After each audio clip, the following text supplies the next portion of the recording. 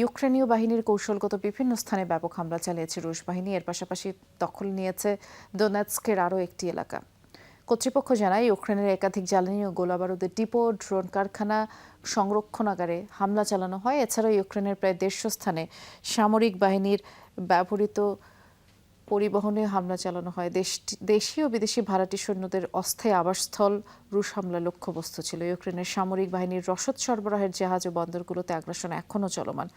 অন্যদিকে একই দিনে রাশিয়ার সেনা স্থাপনা ও বিভিন্ন ভবনে হামলার দাবি করেছে ইউক্রেনের সেনা প্রধান, এবং প্রধান লক্ষ্য ছিল রাশিয়ার উদ্মুক্ত প্রজাতন্ত্রে অবস্থিত একটি স্থাপনা। এটি রাশিয়ার সুরক্ষিত ও কৌশলগত জ্বালানি রিজার্ভ ঘাঁটি হিসেবে ব্যবহৃত হতো।